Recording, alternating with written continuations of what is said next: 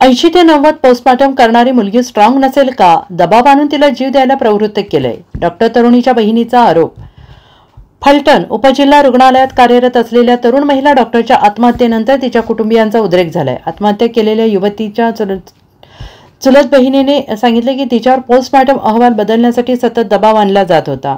Fit प्रमाणपत्र देण्यासाठी नकार दिल्याने तिच्यावर मानसिक त्रास वाढत गेला. तिचे या संदर्भात अधिकाऱ्यांना 5 पानांचे पत्र आणि माहितीच्या अधिकाराखाली अर्जही तिचा दिला होता, परंतु त्यावर काहीच कारवाई झाली नाही असा आरोप कुटुंबियांनी केलाय.